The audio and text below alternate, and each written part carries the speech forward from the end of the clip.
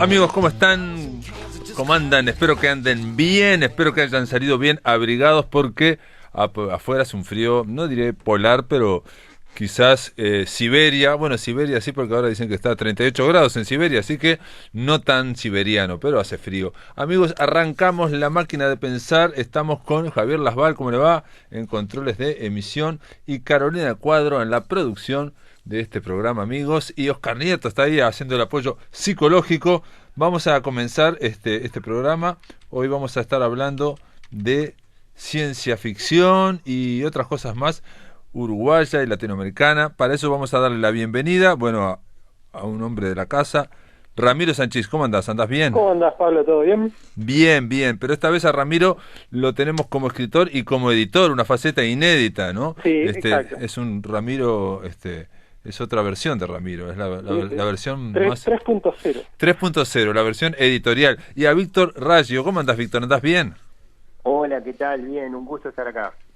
Muy bien, los dos, Víctor Raggio y Ramiro Sanchís, son los editores, los responsables de este emprendimiento que acaba de salir. Es una editorial, bueno, acaba de salir hace unos, no sé si hará un tiempo, ¿no? Un mes o algo así, o 2 meses, MIG21, una editorial digital. Exactamente, por ahora, ¿no? Uh-huh. O sea, no es el plan dejarla solamente en esa faceta. Puede ser artesanal también. No, la idea es ir de a poco. No, es una broma. Como un no, igual está previsto, Uh-huh. o sea, con Víctor lo que hacemos es charlar y anotamos todas las ideas y todas se usan. Así que nada, la idea es imaginar un progreso por etapas, ¿no? En este momento estamos en una etapa que hacemos libros digitales de descarga gratuita. De momento todo lo que estamos haciendo va a ser puesto en la red para que cualquiera lo pueda descargar y bueno y circular como sea. De hecho nos está yendo bastante bien, ya hay 800 y pico de descargas de la antología que hicimos. Así que, como es el tema de las redes, ¿no? O sea, la gente lo comparte, en ese sentido los autores, bueno, eso lo puede contar un poco Víctor, que armamos, cómo es la antología que armamos y eso. Una pregunta, digo, vos, yo creo que sí, Ramiro, pero bueno, le hago la pregunta a los dos. En este caso, en esta primera etapa, estamos hablando de literatura digital, por lo menos. Contaminación Futura es este volumen que es un compilado de cuentos, y ustedes, tanto editores, pero como lectores, ¿leen en digital, leen en ebook, en tablet? Sí, o sea, no exclusivamente, pero por supuesto que no, pero sí, leemos, Víctor es un gran lector de páginas web y blogs y de todo un poco. Yo leo mucho en mi Kindle, sobre todo para investigar. Encontré que es una gran herramienta a veces para conseguir instantáneamente ese libro que hace falta para el dato que estamos buscando. Y bueno, como tengo, vos lo sabrás, mi lado de coleccionista, por supuesto que atesoro mucho los libros en papel y muchas veces después de leerlo en digital me lo compro como un gesto aparte, ¿no? Y además colecciono por el placer de coleccionar. Tengo mi colección de ediciones Minotauro, donde tengo, yo qué sé, hasta 4 del mismo libro en distintas ediciones. Víctor es un poco así también. Sí, yo leo mucho en digital, sí, prefiero el papel, o para ciertas instancias prefiero el papel, pero leo mucho en digital por lo sencillo, por el costo, y a veces es mucho más cómodo, ¿no? Sobre todo para transportar o cosas por ese tipo. Leo, te diría mitad y mitad, digital y papel. Sí, en eso no tuvimos que debatir. O sea, pero mi pregunta iba por este lado. A ver, yo en su momento, en el 2015, también publiqué en una editorial digital que hizo una gran apuesta. Bueno, después el ebook cayó, pero la idea estaba muy bien en Argentina de hacer solo cuentos. Y en aquella página, en aquella base, se bajaba en 3 formatos. En MIG21 se baja solo en PDF. Por ahora. En aquella se bajaban en EPUB y en Mobi.mobi, que es para Kindle, y bueno, y el PDF a cada uno. Ese es nuestro objetivo, pero como te decía Pablo, que estamos procediendo por fases. En este momento, lo que tenemos colgado en la página es el PDF para el cual nos ayudó el editor y director de la editorial colombiana Vestigio, que es la que me publicó las imitaciones el año pasado en Bogotá, y lo tenemos de diagramador, maquetador honorario, y él nos hizo la maquetación como profesional que es del PDF. Diego Cepeda. Diego Cepeda, exactamente. Diego Cepeda. Pero estamos trabajando también para tener a la brevedad una versión en EPUB y otra en el formato del Kindle actual, que no me acuerdo bien cuál es. Mobi, punto Mobi. Sigue siendo Mobi, bueno. Sigue siendo Mobi. Sigue siendo Mobi. Bien, no, eso, simplemente eso. O sea, sí, la idea es tener todos los formatos, porque permite esa diversidad y que cada uno lo lea como le guste más, digamos. Claro. Fíjate que muchas veces permite cierta cosa estética que PUB y Mobi no. Pero claro, sí, la idea es tener todos los formatos. El PDF muchas veces tiene la ventaja de que hay una paginación fija, entonces a la hora de citar, por ejemplo en la academia, se busca esa cosa del PDF donde vos podés citar número de página, ¿no? En el EPUB vos podés citar la posición, pero no es lo mismo. Así que, y como bien decía Víctor, el PDF también te permite un montón de juegos con estéticas distintas. Ahora, lo que hicimos fue una antología, teníamos... por otras razones que nos vienen al caso, teníamos en nuestra carpeta de ¿cómo llamarlo? Inquietos interesados en la ciencia ficción latinoamericana. Teníamos en nuestras carpetas cuentos de mucha gente, en su mayoría uruguayos, pero también algunos latinoamericanos en general. Y cuando pergeñamos la idea de la editorial, bueno, vimos que teníamos, y con eso seleccionamos un poquito, ordenamos un poquito y armamos esta antología que es la primera de una serie. De algún modo funciona quizá como una revista. O sea, quiere decir que más o menos periódicamente vamos a estar publicando esta selección de cuentos que se llama Contaminación Futura, salió el volumen 1 ahora. Tenemos ya medio que ahí bosquejado con Víctor el volumen 2 y la idea es ir progresivamente, seguir sacando estas antologías gratuitas y difundir estos autores. En el volumen 1 tenemos, a ver Víctor, corregime, 6 uruguayos, ¿no? 6 uruguayos, sí, y 4 latinoamericanos. Y 4 latinoamericanos. Los latinoamericanos incluyen gente muy conocida en el contexto del género, como Laura Ponce, que es una escritora argentina y también editora, y además tenemos gente más emergente o nueva, como Hank T. Cohen, que es el seudónimo de Camilo Ortega, que es un escritor colombiano, que tiene un libro muy bueno que se llama El Pornógrafo, y bueno, tiene algunos cuentos publicados en antologías, pero es un autor que está surgiendo de alguna manera y también está representado acá. Tenemos a Mayelis González, que es una escritora cubana, es académica también. Bueno, y Pablo Rumel, que es un escritor chileno, ya tiene más trayectoria, sobre todo en publicaciones under en Chile. Así que la cosa latinoamericana es variada y hay distintos perfiles de autor. En Uruguay tenemos desde Gabriel Mainero, que es, bueno, uno de los fundadores, digamos, del género por acá. Sí, vi que nació en 1937, yo no lo conocía. Mainero es, con Víctor, después de charlar mucho, esto está puesto creo que en mi blog, lo escribí hace un tiempo. Vimos un poco, para facilitarnos la tarea, ciertas olas o zonas cronológicas de la ciencia ficción uruguaya. Mainero es un autor de lo que llamaríamos la primera ola, los primeros escritores uruguayos que se decían, o se dicen, escritores de ciencia ficción y publican en revistas especializadas. Con Víctor también marcamos en ese sentido a Federici como uno de estos otros fundadores, ¿no? Y bueno, Lebrero publicó en revistas especializadas, como El Péndulo es una, pero también otras no tan conocidas como Sinergia o algunas más. Así, la revista de fantasía y ciencia ficción. Entonces ahí tenemos un representante de ese momento del género. Después Víctor eligió también, Víctor se encargó de la parte uruguaya, ¿verdad? Entonces ahí él puede contar un poco también más qué otros autores eligió y con qué criterios. Pero Mainero sería como un referente ineludible de esa primera ciencia ficción uruguaya, por decirlo así. Sí, un poco manejábamos con Ramiro esa idea, yo le digo un poco en broma, pero un poco en serio, los que escriben con conciencia de género, digamos, claro, ¿no? Es decir, con la conciencia de pertenecer a un género específico que es la ciencia ficción, aunque permitimos, porque a nosotros también nos interesa, ciertas zonas aledañas de la ciencia ficción, que Ramiro siempre habla de ellas, y bueno, y leemos los dos de ellas, ¿no? Pero centrados en la ciencia ficción.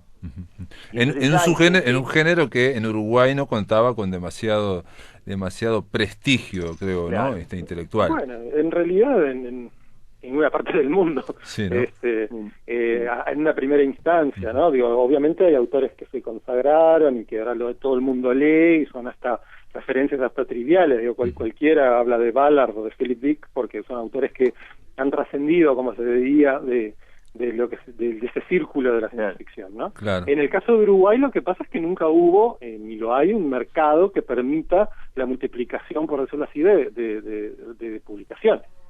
Sí, yo creo que en Uruguay el problema son los dos, o sea, un poco el no gozar de cierto estatus, o mejor dicho, de gozar de un estatus negativo, y lo que dice Ramiro, la falta de mercado, las dos cosas, porque en otro lado pasaba lo del estatus negativo.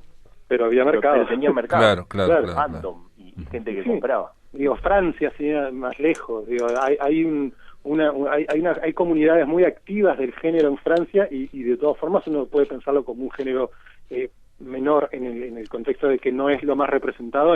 Si uno va a una librería y mira autores franceses que se publican en Anagrama, en Impedimenta, en lo que sea, no va a encontrar mucha ciencia ficción. Claro. En ese sentido, proporcionalmente menor. Pero Francia tiene un premio muy importante, que es el Grand Prix de l'Imaginaire, que es uno de los premios más importantes a nivel mundial. Tiene publicaciones como Galaxy, que es una revista súper prestigiosa que lleva años publicando, que publicó Pablo Dobrynin, por ejemplo, Roberto Valleto, o sea, escritores uruguayos que publicaron ahí, que han ido a convenciones, como Valleto creo que anduvo por ahí en algún momento. En fin, o sea, sí es menor, pero como decía Víctor, hay un mercado. En el caso de Uruguay, siempre fue considerado un género menor y no hay mercado. Pero bueno, siempre hubo instancias de intentos de publicar y escribir revistas, libros, siempre hubo, desde los 60 para acá, ¿no? O de publicar en el exterior, pero que eso se terminaba leyendo acá, ¿no? O sea, siempre hubo esa búsqueda, un poco contra la marea, pero siempre la hubo. Y esto se puede considerar que es un gesto más en ese sentido, ¿no? Sí, totalmente. Es importante, digamos, esa actitud, porque... Claro. Es esa conciencia de género que decís, Víctor, esa actitud, entre otras cosas, bueno, por lo menos, y leyendo el libro aquí, da una actitud hacia la literatura también, ¿no? Por supuesto. ¿no? O sea, para empezar, da la sensación que no se pierden en abstracciones intelectuales, filosóficas meramente, o nihilistas, ¿no? Sino que siempre está eso combinado con otra cosa, ¿no? Que es, por ejemplo, cierto enganche. Gusto por la narrativa. El gusto por la narrativa, por el entretenimiento, sin ninguna culpabilidad. Eso es muy variable y eso hay distintas posturas, distintos autores. No le gusta a Ramiro que diga el entretenimiento. No, está muy bien. Sin duda eso es lo que hace que funcionen los géneros. Pero lo que quería puntualizar nomás es que no planteamos una especie de filtro en ese sentido, ¿me explico? O sea, si mañana contactamos a fulana de tal y fulana nos dice que su perspectiva es mucho más vanguardista, experimental, pero es rara, weird o lo que fuese, y para nosotros encaja con lo que esperamos literaria genéricamente de lo que vamos a publicar en la editorial, la vamos a publicar igual. O sea, no tenemos una criba fija de qué es lo que esperamos, excepto, por supuesto, una sensación de pertenencia, sea a la ciencia ficción o al horror o al weird o a lo fantástico, ¿no? Que nos dé esa pauta. Es importante esto que estás diciendo porque lo presenté yo como ciencia ficción latinoamericana y por ejemplo Pablo Dobrynin está colaborando, participa con El bosque que crece por las noches, que es uno de los relatos que más me gusta, es muy lindo, muy buen relato de Dobrynin y no tiene nada de ciencia ficción. No en el sentido consabido clásico. Pablo es un autor interesante en ese sentido. Bueno, con Víctor nos conocemos desde el 95 y somos veteranos de un par de revistas de ciencia ficción. La primera que se llamó Diaspar, que salió en el 89, el volumen 1, el tomo 1, el ejemplar 1, y luego en el 95 y el 96, el 2 y el 3, y ahí medio que se terminó su aventura en papel. Y después Víctor hizo en el 2002 y el 2003 una revista que se llamaba Días Extraños, que si bien no estaba centrada en la literatura, en la narrativa, tenía su buena... Bueno, siempre decís vos cómo es una parte importante. Exacto, que era una revista con mucha ciencia ficción y aparte una revista dedicada a la cultura, ahora dirían geek, ¿no? Y, de divulgación, sí, ¿no? También. Sí, de divulgación de lo que sería la ciencia ficción, la fantasía, etcétera. Entonces, fíjate, desde cuándo que estamos atentos a lo que escribe gente como Pablo, ¿no? Porque también lo conocimos de esos años, y Pablo ha hecho toda una trayectoria que lo ha, si se quiere, alejado progresivamente de la ciencia ficción tradicional, la científica, la dura. Y ahora lo que él hace es, de alguna manera, clasificable, por decirlo así, bajo una etiqueta que es el slipstream, que es un subgénero o un tipo de ciencia ficción no dura, extraña, no del lado del horror, ¿no? Pero que tiene, hasta hay antologías de esto. O sea, Pablo está perfectamente enmarcado en eso. Y por eso no solo porque creemos en la calidad de lo que hace, por supuesto, sino porque entra perfectamente en lo que queremos publicar con la editorial, pese a que, bien, como vos decís, no es ciencia ficción en el sentido de que no va a haber muchas naves espaciales, combates en las estrellas o lo que fuese, ¿no? Si es que eso es lo que uno piensa inmediatamente cuando piensa en ciencia ficción. Sí, el de Pablo es el mejor ejemplo en el sentido, sí, de decir, de ciencia ficción y zonas aledañas, me gusta decirlo así, y claro, y es un autor ineludible, casi escribe mejor, que transmite una cosa brutal con sus relatos, que tienen un algo de ciencia ficción, pero que uno no las clasificaría así. Eso para nosotros entra. A mí es la ciencia ficción que más me gusta últimamente, quiero decir. O sea, claro. Yo puedo agarrar, no sé, un space opera, una de Ian Banks o cualquier autor del space opera más reciente, ¿no? No estoy hablando necesariamente de Frederick Paul o Paul Anderson, no, uno reciente, y me puede encantar, pero desde mi lado de escritor y desde mi lado incluso de lector o crítico, a mí la ciencia ficción que más me interesa ahora es esta que tenga un lado raro, weird, fantástico, como la de Pablo. Por eso no podía faltar Pablo en nuestra primera selección. De hecho, está en proceso de confección, por decirlo así, una antología específica de Pablo, que será uno de los primeros libros en la siguiente fase de la editorial, cuando empecemos a cobrar por nuestros libros.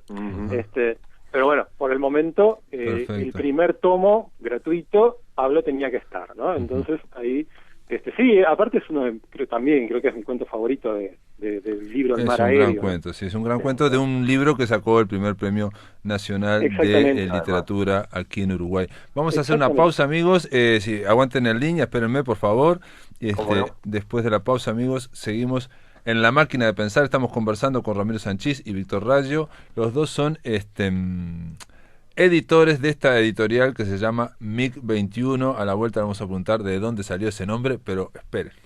Amigos, continuamos en La Máquina de Pensar. Estamos conversando vía telefónica con Ramiro Sanchís y Víctor Raggio. Los dos son los editores, los responsables de esta editorial llamada MiG-21 Editora, que acaba de sacar un volumen de un compilado de ciencia ficción y weird de autores latinoamericanos. Son 6 uruguayos, 4 latinoamericanos del continente y la editorial se llama, el libro se llama Contaminación Futura, volumen 1, está disponible en descarga gratuita. Si ustedes van al blog de La Máquina de Pensar, ya está linkeado, que cliquean en Contaminación Futura y van a ir directo a este libro que pueden descargar en sus computadoras, tablets o lo que fuera. Quedó planteado de dónde sale el nombre MiG-21, este avión soviético que yo supongo que no debe existir más, este modelo. Sí, bueno, existe en exhibición, creo que no tiene operadores. No, porque la Unión Soviética desapareció, entre otras cosas. Bueno, pero el MiG-21 es el avión más de combate más distribuido por el mundo. ¿Ah, sí? Sí, hubo operadores no solo en el bloque socialista, sino en África, en fin, es uno de los países árabes. Exactamente. Yo el único que vi en persona, por decirlo así, fue en Cuba, y fue uno de los que se usó en Angola, el 21. Lo que pasa es que con Víctor nos encanta la Unión Soviética. Y en particular el país del futuro. Sí, el futuro que no, ese futuro que nunca llegó. Claro. Pero en particular la aviación. Creo que más o menos cualquier lector de Ballard termina teniendo una especie de aprecio por los aviones, ¿no? Y con Víctor y por las obsesiones. Exacto. Le podríamos haber puesto Chernóbil también. Por nombrar otra de mis obsesiones. Uno no tiene que ser un físico nuclear, yo trabajo en genética, pero no tenés que trabajar con los problemas de la radiación para darte cuenta que ahí hay una narrativa, un algo raro, Claro, sí. un algo misterioso, un algo Totalmente. Entonces, bueno, el nombre viene de ahí en realidad. No, básicamente, digamos, es todo un proyecto de modernidad que colapsó, digo, Además, directamente, claro. ¿no? De ciencia, de entender toda la filosofía y Ujú. que fue un desarrollo que tuvo posible hasta que colapsó por miles de... Por varias razones. Ujú, varias razones. Y dejó esos está fantasmas, digamos. Exacto.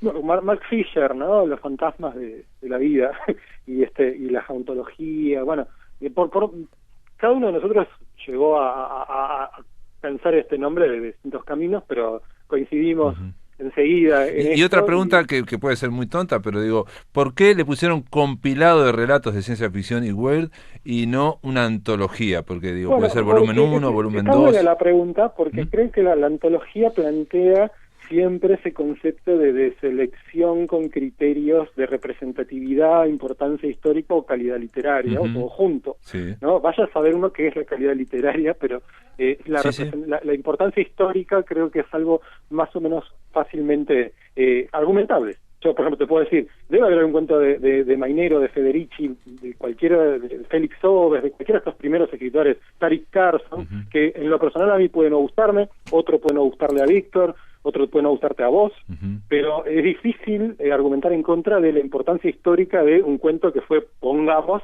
como el cuento de Federici, publicado por primera vez en el año 69 en una revista española dedicada al género. Y nada más y nada menos que Nueva Dimensión, que es una revista fundamental para el género en español. Entonces, ese concepto de importancia histórica lo veníamos manejando con Víctor hace bastante tiempo. Yo creo, Víctor, que hace un año más o menos. Sí, un poco más. Capaz que un poco más en una antología que estamos planeando. Esto sí es una antología histórica que presente desde Mainero y Federici hasta los últimos escritores que hayamos encontrado, pero en el sentido de manual didáctico, incluso de la historia de la ciencia ficción uruguaya, ¿no? Qué cosa que no hay. Uno puede pensar en antologías del cuento de la generación del 45, qué sé yo, ¿no? O a veces un cuento fantástico, un cuento humorístico, por ejemplo. Exacto. Uno puede ver ese tipo de cosas más o menos claramente en lo que está disponible en términos bibliográficos. Pero con la ciencia ficción no hay nada de eso, no hay ninguna antología seria que represente un intento de mostrar esa historia, ese proceso histórico. Hay antologías o selecciones muy interesantes como las de Ruido Blanco, pero no están planteadas desde esa idea de lo histórico. Entonces, nosotros con Víctor estamos planeando esa antología, que es un proyecto aparte del de la editorial, ¿no? Es anterior. ¿Pero sería dentro del MiG-21? No sabemos, no, probablemente no. Y otra pregunta, digo, ya que lo mencionaste, porque digo, yo creo que hay que mencionarlo, el emprendimiento de Ruido Blanco, ¿no? A cargo de Mónica Marcheski, que también en su momento, de la misma forma que en Martín Fernández en y Estuario planteaba que había libros de cuentos que venían a suplir la carencia de revistas. ¿Qué quiere decir esto? En el caso de Estuario... Los cuadernos de ficción. Claro, ¿no? cuadernos de ficción que eran, o ya sea de policial, o erótico, de fútbol. Y en el caso de Mónica Marcheski y esto, ¿cómo es? Ruido Álvaro Blanco Bonanata, y Álvaro Bonanata, ellos plantean también como que era una selección, un registro año a año de cuentos de ciencia ficción. Ruido Blanco se propone, nosotros con Víctor desde hace un tiempo también integramos el comité editorial de Ruido Blanco, así que estamos ahí también aportando lo que podamos. Correcto. Pero lo que se plantea en Ruido Blanco, a ver, Víctor, corregime si me equivoco, pero es una selección renovada año a año. Claro. ¿No? O sea, de inéditos. Sí. Claro, exacto, o inéditos o no, pero ¿qué tenés que podés colaborar? Yo qué sé, yo en el tomo 7 creo que publiqué un cuento que en ese momento creo que era inédito, pero en anteriores que también había alguna cosa mía, eran simplemente un cuento que andaba en la vuelta y de que tenía para darle. Digo, el criterio más bien es un pantallazo anual de lo que están haciendo estos creadores. Bueno, Dobrini a veces ha sido incluido, pero Mónica, Álvaro, qué sé yo, todo este grupo. Una cosa que nos quedó un poco colgada, que con Víctor siempre lo hablamos y está puesto en lo que sería la gacetilla de prensa que está en el blog de la editorial, como los que sigan al link que pusiste, Pablo, lo van a encontrar, es la idea de la relación entre el género en un contexto sin mercado, como decíamos hace un rato, y sin prestigio, y la autoedición, ¿no? La historia de la ciencia ficción uruguaya, en gran medida, al menos en lo que corresponde a las revistas, es una historia de escritores que se editan a sí mismos. Claro, claro. Sí, de acuerdo. Así comenzó la historieta también. Si no, le pregunta a Rodolfo Santulo o a... También, a Roy... Ahí estaban los fondos concursables y lo que Exacto. estás planteando la revista, por eso te sacaba el tema, porque las revistas lo que pueden generar es un cierto mercado o alimentar una cierta costumbre. Sí, nosotros tratamos de entrar por la puerta del fondo al hacer un libro gratuito, ¿no? Porque digo, no habríamos vendido nunca 800 ejemplares como si se pudieran descargar si el libro lo estuviéramos cobrando 400 pesos, pongamos. Claro. Entonces por ese lado le dimos todo un rodeo al asunto del mercado, y aparte las descargas vienen de todas partes del mundo, ¿no? Obvio. Yo creo que ruido blanco y contaminación futura son complementarios. Son totalmente. Ruido blanco permite un registro anual y con una gran continuidad y la aparición de lo nuevo. Contaminación futura permite, claro, dependiendo de la habilidad de selección de Ramiro y mía, pero permite con otra flexibilidad rescatar cosas, incorporar cosas súper nuevas o cosas históricas, y son complementarios. Tiene varios cometidos. Uno puede ser mostrar lo último de Federici. Uno piensa en Federici como un escritor que viene publicando desde los 70, bueno, pero el tipo sigue escribiendo. Entonces, acá tenés lo último de él, como podía salir en Ruido Blanco también. Pero a la vez también hacemos otras cosas, como rescatar, por ejemplo, en el volumen 1, hay un cuento de Rosa J.G. Salas, que es una escritora no conocida porque no ha publicado más allá de esto que voy a nombrar ahora, que sin embargo, si bien es un proyecto de escritor que no ha mermado, digamos, no ha seguido adelante, es un cuento que tiene una importancia histórica muy notoria, por ser el primer cuento, a nuestro entender, por supuesto, cyberpunk en la literatura de ciencia ficción uruguaya. Y es un cuento que estaba perdido en una revista en papel, fue publicado en el 95, ese te voy a decir. Diaspar, o sea, ahora quien sabe, por Mercado Libre, qué librería de usados puede vender algún ejemplar de Diaspar para alguien que se le ocurra coleccionar estas cosas. Digo, no es fácilmente accesible. Un estudioso del género en, ya que sé, España no lo va a conseguir. Jesús Montoya, pongamos, y está interesado en, porque no alguien que sé que está interesado en el género en Uruguay, ¿no? Pero pongamos, si él quiere indagar en esto, no puede conseguir, no está escaneado, no está disponible. Y es una pena porque es muy interesante en el contexto de cómo el cyberpunk, en los años 90, empezó a esparcirse por el Río de la Plata. Y en Diaspar, en ese año 95, la mayor parte de los cuentos que se publicaban en esa revista no eran cyberpunk. Si bien, si vos hablabas con Dobrynin, hablabas conmigo, hablabas con Valleto, con casi todos los que estábamos integrados, con Claudio Pastrana, con Víctor incluso, todos estábamos leyendo cyberpunk, pero ninguno de nosotros lo escribía o se animaba a escribirlo. Y esta escritora Rosa sí lo hizo, y este cuento que aparece en este número del 95 de Diaspar es un cuento cyberpunk. Y estaba, como te decía, estaba totalmente perdido en esa maraña del tiempo, y con Víctor tuvimos la idea de alguna manera, rescatarlo y siempre tener este lugar del rescate en estas antologías, como veníamos debatiendo recién, muestras o selecciones de relatos de contaminación futura. Vamos a tratar de siempre estar buscando de alguna manera cuentos que llegaron a nosotros en su momento, persisten en nuestras bibliotecas y quizá no se encuentran en ningún otro lugar. Claro. Con esto digo, obviamente esto es quizás muy técnico, y a los amigos que nos están escuchando les va a interesar de qué tratan los cuentos, o digamos cuál es el tenor de la lectura, ¿no? Estas disquisiciones de si cuántos uruguayos, cuántos latinoamericanos, o cuántos son inéditos y cuántos fueron editados, que ahí se pueden leer, digamos, es un poco más para especialistas, o el mismo hecho también de que algunos son de rescate y otros son, digamos, como una selección, ¿no? O más nuevo. Todo el mundo se acerca buscando algo, y nuestro interés es tratar de dar en ese sentido lo más posible. O sea, el lector que busque entretenerse con relatos, supongo que va a disfrutar, si no de todos, o sea, como pasa con todas las antologías. Obvio, sí, yo agarro cualquiera, incluso las que estoy yo, pongamos, de de cuadernos de ficción, algún cuento me va a gustar más o me va a gustar menos, y lo que puede pasar, hay gente que va a odiar el mío, exacto, o sí, cantarle sí. O con ruido blanco, lo que fuere. Exactamente. Sí, sí. Así que ese nivel funciona. Después sí, también, por nuestros intereses archivistas, por decirlo así, o académicos, o críticos, o lo que fuese, con Víctor también nos interesa dar esta otra posibilidad, ¿verdad?, desde otra capa de lectura, donde alguien diga, mira, acá está esta información, ¿no? Entonces, cada cuento está precedido por una breve noticia biográfica, donde se detalla si el cuento salió antes, dónde. Por ejemplo, en el caso de este cuento que venía diciendo hace un rato, todo esto que estoy diciendo de su aparición en Diáspora está detallado, la idea de que su primer cuento cyberpunk uruguayo también. Entonces, en lo posible, mientras nos dé la perspicacia, por decirlo así, vamos a tratar de que las cosas funcionen, como decía Homero Simpson, a varios niveles.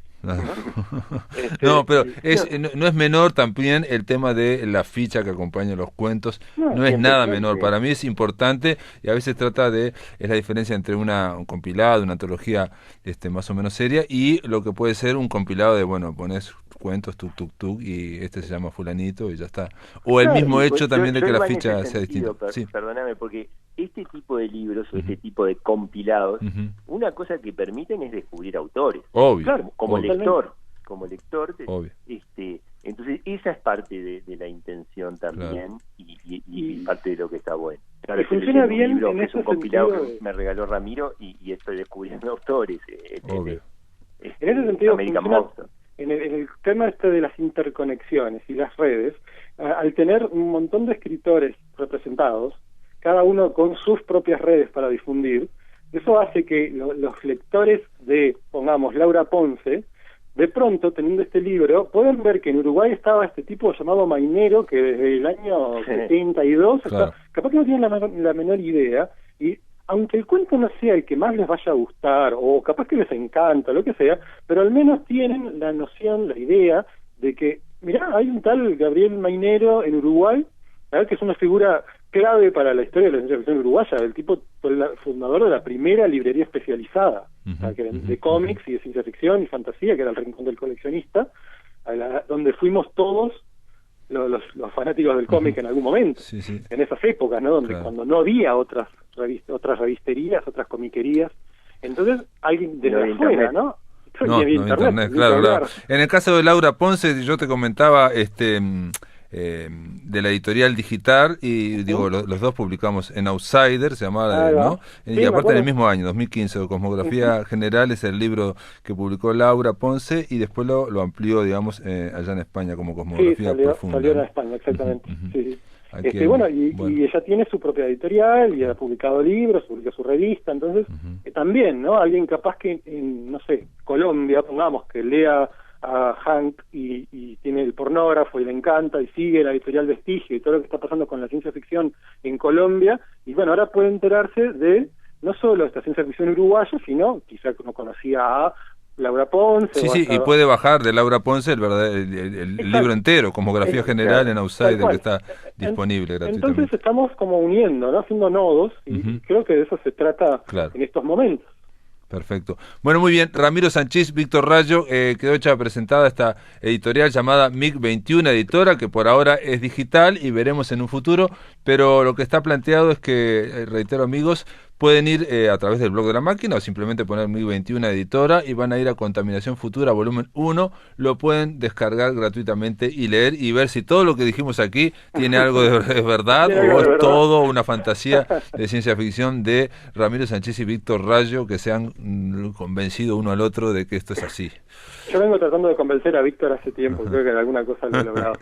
Gracias por estar acá en La Máquina de Pensar. Gracias a vos, Pablo. No, a vos un gran abrazo. Chau. Así, de esta manera, estamos recibiendo a Patricio Hidalgo para una nueva columna de La Auténtica Rocola allá en Santiago de Chile. ¿Cómo andás, Patricio? ¿Andás bien? Hola, querido, muy bien. Nosotros seguimos complicados con la pandemia, pero yo estoy bien. Sí, bueno, vos ya pasaste por el coronavirus, pero yo sé que Chile está en este momento pasándolo bastante mal, ¿no? Bastante mal. Así es, así que este llamado ya un motivo de alegría en ese contexto, ¿no? Y más para hablar de una canción tan emblemática de Aute. Sí, sí, nos estamos metiendo en una cápsula que es del tiempo de Luis Eduardo Aute, aquí en la Rocola, auténtica Rocola, para en este momento, bueno, poder, digamos, hay que proveernos, ¿no? Para lo que es la dura realidad, en el caso de Chile con el coronavirus brutal. Pero bueno, hablemos de esto que estamos escuchando, de Cine, una canción de Aute. Es una canción originalmente del año 84, del disco Cuerpo a Cuerpo, y que es además de una gran canción, con incontables, ¿no es cierto?, referencias al cine prácticamente cada verso, y con una música también que es muy de teatro o cinéfila, nos da la oportunidad para hablar del Aute vinculado con el cine, porque era un tipo tan multifacético, que no solamente era multifacético dentro del mundo del arte, sino que además dentro del cine cumplió un montón de funciones.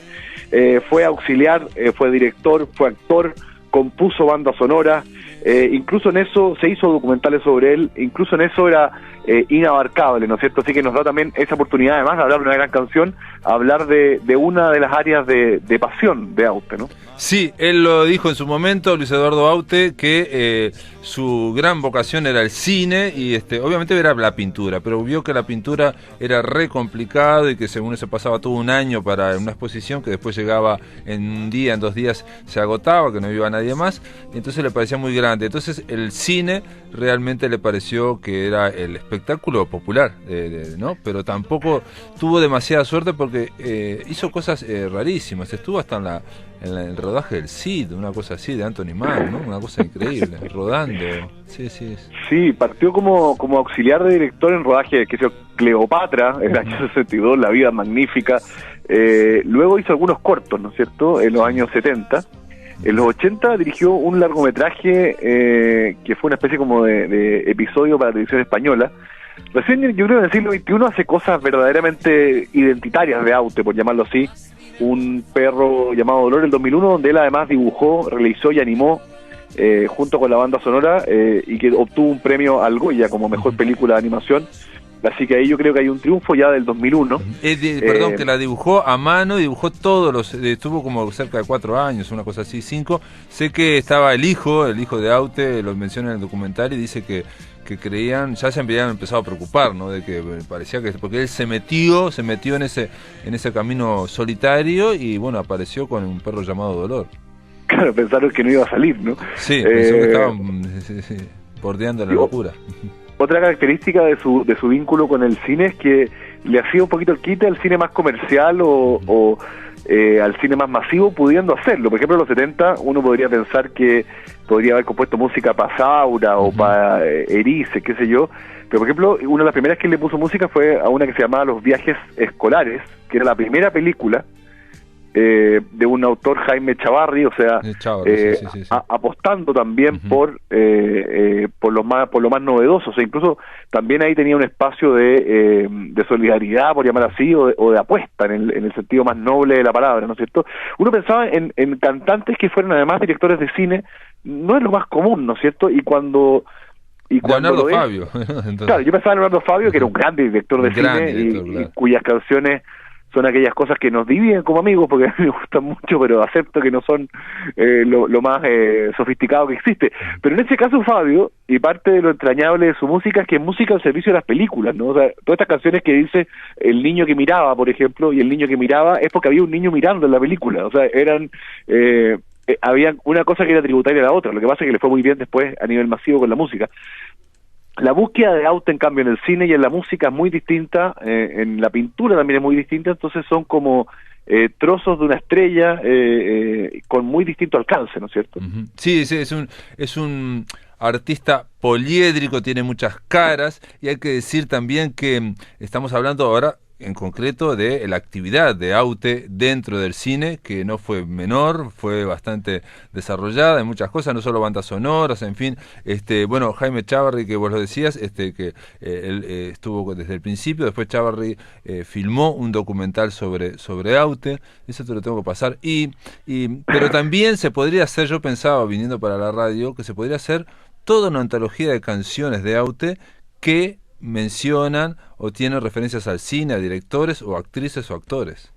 Exactamente, ya vimos una que es las 4:10, ese himno, cuando dice la piedra que tiene James Dean, ¿no es cierto? Sí, James Dean, sí. En el este del Edén. Y entonces hay un montón de imágenes de cine. Esta canción misma debe tener 40 menciones al cine, pero por ejemplo, en la parte más divertida, Aute le hizo una canción a Sharon Stone, de admiración, que además la cantó en inglés para que ella la entendiera, tenía feo en Luis Eduardo, y esta misma canción también es algo muy importante, en el sentido de que Aute era un devoto, un admirador de muchos directores de cine, de muchos pintores, de muchos músicos, John Lennon, etcétera, y en las canciones daba cuenta de esa admiración, ¿no? Mientras muchos cantantes que tienen mucha influencia tienden más bien a mirarse el ombligo, en el sentido también mejor de lo que estoy diciendo. Por ejemplo, uno no ve en Spinetta que Spinetta nombre sus influencias en las canciones, ¿no es cierto? Más bien Spinetta habla de Spinetta, siendo un gran cantante. Aute en muchas canciones, no solamente sobre el cine, da cuenta de a quienes admira y a quienes sigue. A Peter Gabriel, hay una cantidad increíble, y esa es un acto que yo agradezco mucho, porque uno además de admirar puede irse adentrando en los que admiraba el que uno admira, ¿no? Sin duda, no, digamos, esa cuestión de hacer una especie de collage de referencias siempre fue su sello creador, el caso de Luis Eduardo Aute, y ya te digo, yo en España, cuando viví en España, en su momento, Aute no era tan famoso, estoy hablando de los 80, como los otros, pero estaba considerado por una élite como que era el cantautor intelectual por las referencias. En el caso de cine de esta canción que estamos escuchando, yo te diría dos cosas, una cosa que me llama la atención. Si querés podemos hablar de la anécdota que genera toda esta canción, pero yo llamaría la atención viéndola, es que no habla solo, habla de una película, habla de un director, habla de el personaje que interpreta un actor, ¿no? Y también habla, atención, de una sala de cine, habla de una revista de cine, sobre cine, que es Cahiers du Cinéma. Entonces, si uno va al cine, no es solamente filmarlo, no es solamente el guión, sino que también es la sala, lo que implica una sala de cine de arte de ensayo en París, o lo que implicaba Cahiers du Cinéma, o también lo que implica la censura sobre el cine, que también es parte de todo ese fenómeno. Claro, y además esta canción denota el vínculo de Aute con París. Es una canción que probablemente no dice la palabra París, pero que expele a París.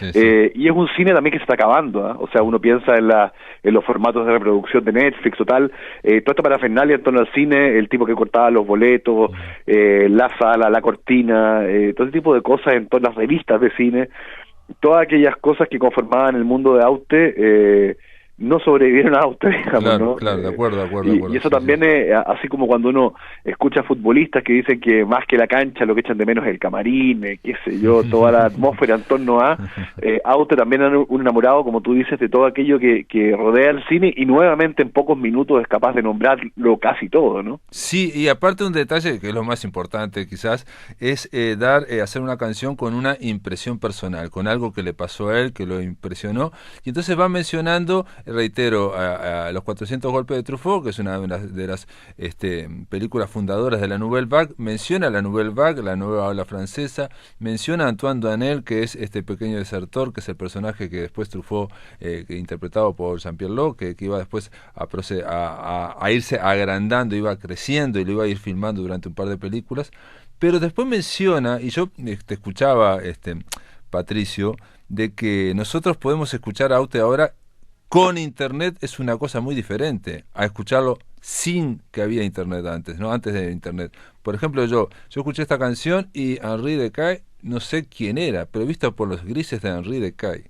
¿Y quién es? Si no tuviera Wikipedia, si no tuviera internet, no sabría que era el director de fotografía de los 400 golpes y de la Nouvelle Vague francesa. Claro, o sea, Aute era una Wikipedia en sí misma, digamos. Exacto, tenía todo Google incorporado a él. Por ejemplo, la cita que es probable la más conocida por quienes escuchen hoy por primera vez la canción de Los sueños, cine son, que está parafraseando a Calderón de la Barca, ¿no es cierto? Claro, uno podría pensar también que está diciendo sueños son, dijo Calderón de la Barca, y él dice que no, que el cine, ¿no? Los sueños cine son.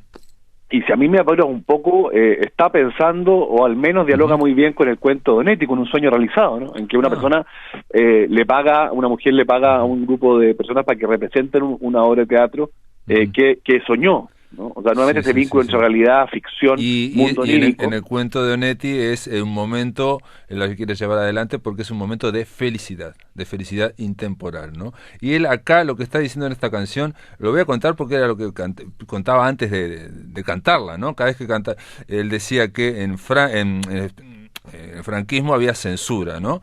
Y lo que ocurrió cuando él vio los 400 golpes en España fue que había un subtitulado final o una voz en off final donde decía que Antoine Danel, este muchacho que iba corriendo hacia el mar de noche, que parecía un paredón, había una voz que decía, bueno, por fortuna Antoine Danel, cuando fue grande, se casó, formó una familia y pudo hacer todo esto, ¿no?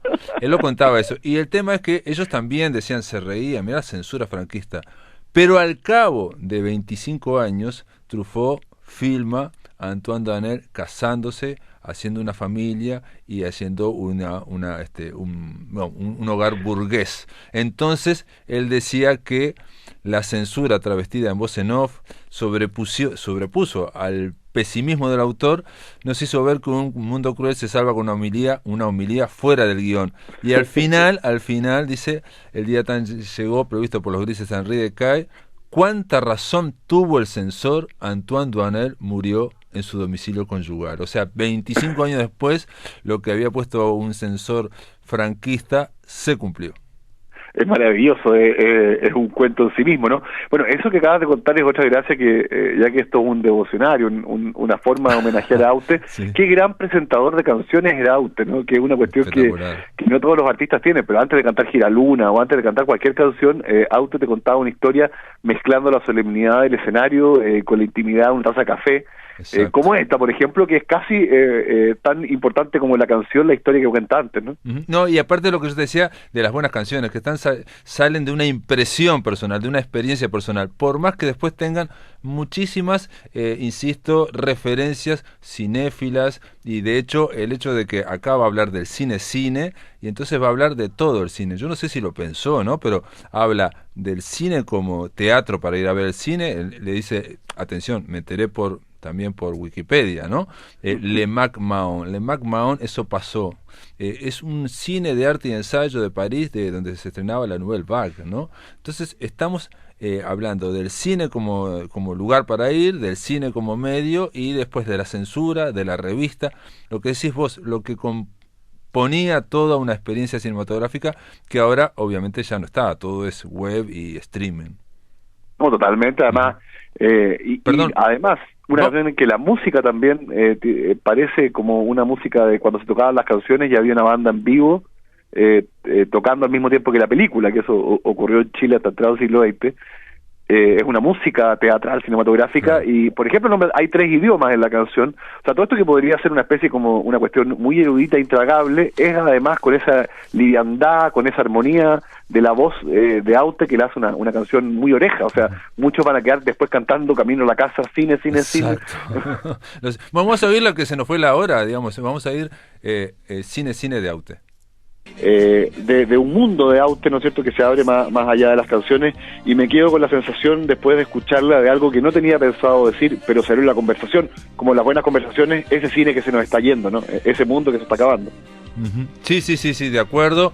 Son olas viejas con resacas de la Nouvelle Vague, ¿no? De la nueva ola, que son olas viejas, pero de todas formas, de nuevo, una y otra vez, terminamos en la misma conclusión. Logra en sus canciones aislar el tiempo, ¿no? Y queda este momento de que el cine era otra cosa, el cine eran cines, los sueños son, cines son, ¿no? Sí, la máxima condensación de ideas, de menciones y de cultura en la máxima ligereza de la música. Yo creo que esa es otra clave de esta canción en particular y de Aute en general. Muy bien, Patricio Hidalgo, te mando un abrazo grande, se nos terminó la máquina de pensar. Vale, un gran abrazo y a ver cine, ¿no? Vamos arriba, vamos a volver ver al cine. Sí, y aparte quedan estas cápsulas fuera del tiempo para que podamos disfrutar en esta dura realidad. Amigos, mañana vamos a estar conversando con Claudia Amengual sobre su último trabajo, y también vamos a estar oyendo el último capítulo de Proyecto Punta Coronilla. Esto es todo, amigos, que lo pasen muy bien.